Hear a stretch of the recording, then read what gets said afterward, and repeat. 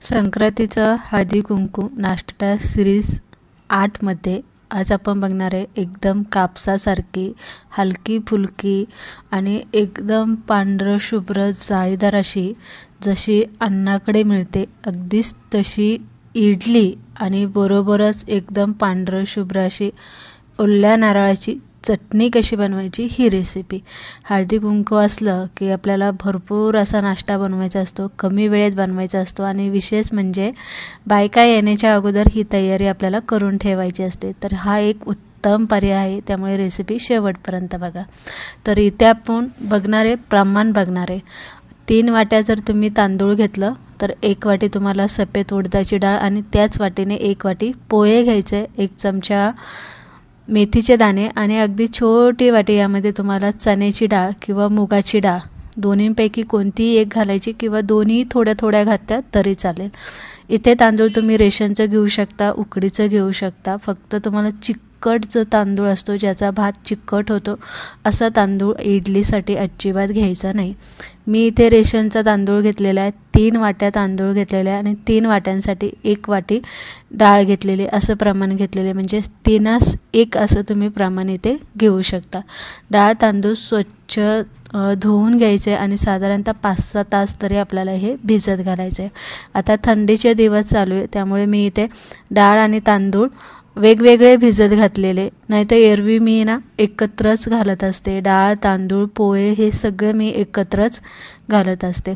तर डाळ पहिली आपण दोन्ही डाळी एकत्र केल्या, मेथीचे दाणे सुद्धा आपण डाळीत घातलेले, साईडला ठेवलेले। तांदूळ सुद्धा आपल्याला चांगलं धुवून घ्यायचं, पोहे सुद्धा आपल्याला चांगले धुवून घ्यायचे, पण पोहे आणि तांदूळ वेगवेगळे धुवून घ्यायचे आणि नंतरनं पोहे तांदळामध्ये घालून साधारणतः 5-6 तास आपल्याला हे इथे भिजायला ठेवायचे, ज्यामुळे की ते व्यवस्थित भिजलं गेलं पाहिजे।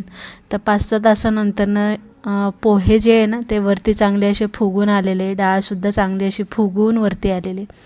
आता इथे डाळ तांदूळ धुवायचं नाही, डायरेक्ट आपल्याला इथे वाटायला घ्यायचं आहे आणि दुसरी गोष्ट म्हणजे वाटताना जे डाळ तांदळाचं पाणी आहे तेच पाणी यामध्ये घालायचं आहे, कारण त्यामध्ये बॅक्टेरियाचं जे प्रमाण असतं ना ते खूप उतरलेलं असतं आणि अशा वेळेस पीठ आंबवण्यासाठी किंवा फुगण्यासाठी त्या पाण्याचा भरपूर उपयोग होत असतो आणि थंडीच्या दिवसामध्ये शक्यतो हे पाणी आवर्जून तुम्हाला इथे वापरायचे।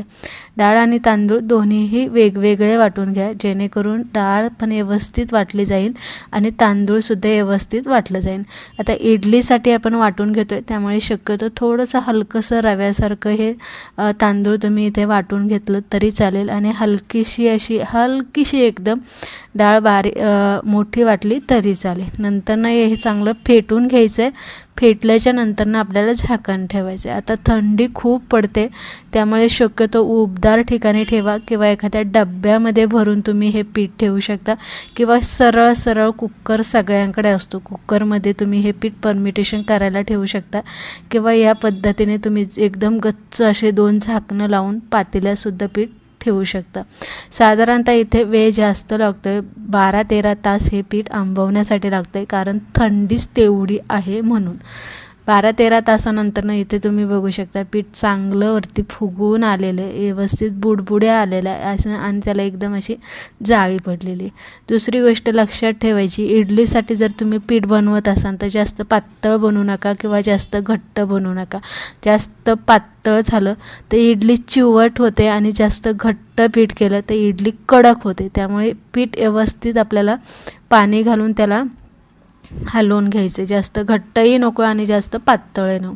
मीठ आता इथे चवीप्रमाणे 2 चमचे घालून घ्यायचे। आता आंबवायला रात्री ठेवलं होतं त्यामुळे तेव्हा मीठ घातलं नव्हतं, आत्ता जेव्हा इडली करायला घेणार आहे तेव्हा मी मीठ यामध्ये घालून व्यवस्थित हलवून घ्यायचे। आता इथे पिठाला चांगली जाळी पडलेली असते त्यामुळे हे पीठ जास्त इडलीचं पीठ हलवायचं नाही, फेटायचं नाही। जेव्हा इडली करायला घेतो किंवा एकदा पीठ परमिटेशन झालं की पीठ अजिबात जास्त फेटून घ्यायचं नाही, फक्त असं हलक्या हाताने हलवून घ्यायचं, ज्यामुळे की आपली इडली जाळीदार पडली पाहिजे, अशी रवळसर झाली पाहिजे। इडली पात्रात आता पाणी मी भांड्यामध्ये गरम करायला ठेवलेलं आहे, पाण्याला आपली इडली पात्राला तेल ग्रीस होतवर आणि पीठ भरतवर पाणी चांगलं उकळलं पाहिजे। इडली पात्र एकदा इडलीच्या भांड्यात ठेवलं आणि त्याला लगेच अशी वाफ भेटली तर इडली पटकनी अशी वर फुगली जाते, हे लक्षात घ्या. त्यामुळे इडली चिवट होत नाही. म्हणून सगळ्यात पहिलं पाणी गरम करायला ठेवायचं. इडलीचं भांडी पटकनी ठेवायचं, झाकण ठेवायचं आणि 8 ते 10 मिनटं इडली आपल्याला शिजवून घ्यायची. आता तोपर्यंत आपण इथे चटणी बनवून घेऊ. ओलं खोबरं घेतलेलं आहे, थोडीशी फुटाण्याची डाळ घेतलेली आहे, थोडंसं खोबऱ्याची वरची शेंगदाण्याच्या वरची साल काढून घ्यायचे, आलं लसूण हिरवी मिरची घ्यायची, थोडासा छोटासा कांदा घेतलेला आहे, 1 चमचा साखर, मीठ घेतलेले चवीप्रमाणे, अर्धा लिंबू घेतलेला आहे. लिंबाच्या जागी तुम्ही इथे दह्याचा सुद्धा वापर करू शकता. जर तुम्हाला आंबटसर अशी चटणी पाहिजे नसेल, दह्याच्या फ्लेवरची पाहिजे नसेल, तर यामध्ये तुम्ही थोडंसं दही वापरू शकता. सगळं साहित्य एकत्र भांड्यामध्ये घालायचं आहे, वाटून घ्यायचं आहे आणि पाणी घालून आपल्याला बारीक अशी ही चटणी वाटायची. इडलीची चटणी ही पातळ असते, हे लक्षात ठेवा. त्यामुळे पाण्याचा वापर इथे तुम्हाला आवर्जून करायचा आहे.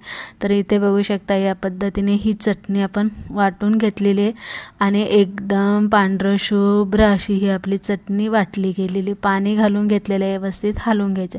आता एवढी पातळ मी करून घेतलेली. तुम्हाला अजून थोडी पातळ असेल तर पाणी तुम्ही इथे वाढू शकता. 2 पळ्या गरम तेल करून घ्यायचं आहे, जिरी मोहरी हिंग घालायचं आहे, कढीपत्ता भरपूर घालायचा आहे आणि हा तडका आपल्याला ह्या चटणीवरती घालून घ्यायचा आहे आणि चटणी व्यवस्थित हलवून घ्यायची. तर इथे बघू शकता ही झाली आपली इडलीसाठी पांढरं शुभ्र ओल्या खोबऱ्याची चटणी बनून तयार झालेली आहे. तोपर्यंत आपली इथे इडलीसुद्धा उकडली गेलेली आहे. आता चेक करूया. तर इडली व्यवस्थित वरती फुगून आलेली आहे, पाणी वगैरे काहीच जमा झालेलं नाही आहे. सहज अशी सुरी इडलीमध्ये जाते आणि अजिबात तिला पीठ येत नाही. आता इडलीचे भांडी जी आहे ना, ती इडली पात्र भांड्यातनं बाहेर काढून घ्यायचे. आता कधी कधी काय होतं माहिती आहे का, आपण ही इडली पात्र बाहेर काढली की लगेच घाई करतो इडली काढून घेण्याची. तर लगेच घाई अजिबात करायची नाही. 2-3 मिनटं तरी हे गार होऊन द्यायचं, त्याच्यावरची जी वाफ असते ती जाऊन द्यायची आणि मग इडली काढायला सुरुवात करायची. म्हणजे इडली सहज निघते, भांड्याला पीठ अजिबात चिटकलं जात नाही, एकदम प्लेन निघते, एकदम व्यवस्थित निघते. आता तुम्ही इथे बघू शकता अजिबात भांड्याला पीठ चिटकलेलं नाही आहे. सहज चमच्याने सुद्धा ती निघते, सुरीने सुद्धा निघते आणि हाताने सुद्धा व्यवस्थित निघली जाते. भांडी एकदम प्लेन निघतात आहे, जाळीदार झालेली आहे. दुसरी गोष्ट म्हणजे चांगली पांढरं शुभ्र झालेली आहे. आता यापेक्षा अजून तुम्हाला पांढरं शुभ्र पाहिजे असेल तर यामध्ये तुम्ही थोडंसं दूध घालू शकता.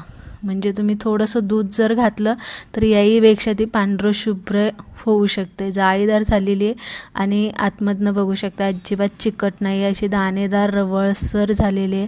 तर अशा पद्धतीने आपण संक्रांतीचा हळदी कुंकू नाश्ता सिरीज 8 मध्ये एकदम जाळीदार पांढरं शुभ्र अशी इथे भरपूर लगेच पोट भरेल असं आपण इथे नाश्ता बनवून घेतलेला आहे. आणि छोट्या छोट्या टिप्ससुद्धा मी तुम्हाला इडली बनवताना सांगितलेल्या आहे, ज्या करून प्रत्येक गृहिणीला त्या कामा येतील इडली बनवताना. रेसिपी आवडली असेल लाईक करा, शेअर करा, कशी वाटली ते कमेंट करून नक्की सांगा. आणि हळदी कुंकासाठी कोणती नाश्ता सिरीज तुम्हाला आवडते ते सुद्धा नक्की कमेंट